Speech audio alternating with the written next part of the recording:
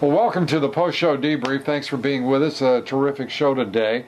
The headliner, no question about it, the one and only Bill O'Reilly, talking about his Super Bowl interview with President Obama.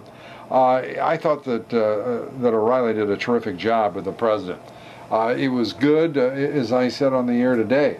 It was more than good. It was great to see O'Reilly talk with great respect and great politeness with the president, but talk directly and firmly about the issues that he wanted to bring up with the president.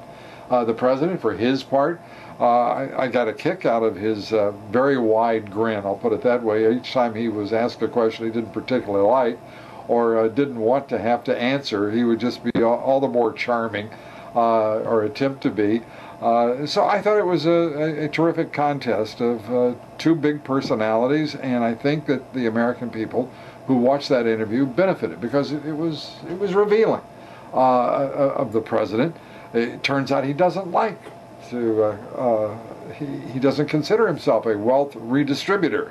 Now, how in the world he can't is beyond me, but that was one of the revelations in that interview, and I urge you to check it out over on Fox and just see how O'Reilly did.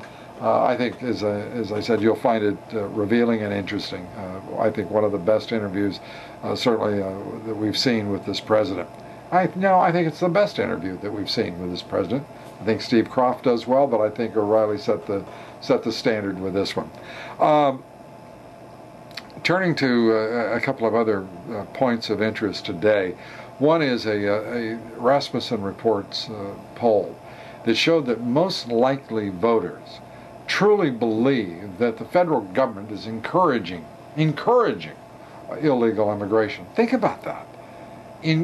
Most Americans believe that the federal government doesn't stop illegal immigration, isn't trying to stop. They actually believe affirmatively that the federal government is encouraging illegal immigration. That is a headline. The other headline in that is that 68% of likely voters believe that the federal government should focus on securing the border and believe it's a higher priority than a legal status for illegal immigrants in this country. Again, a very direct statement from the American people to the lawmakers, policymakers, and yes, the President of the United States. Now let's see if they listen. We also talked with James Carafano at the Heritage Foundation about Egypt, the President's handling of this crisis. And I think, in short, that if I can interpret part of James Carafano's remarks, this has at various points left us all scratching our heads as to what the administration's motivation and handling has been all about in this crisis. It is clear that this is going to be a more protracted process than the president or his administration ever apparently thought possible.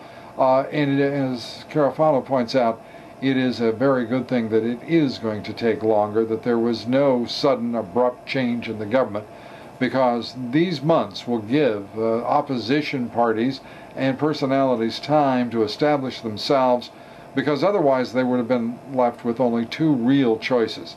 One would have been the Islamists themselves, the Muslim Brotherhood, or the old guard, as Carafano puts out, who would have stepped into that power vacuum.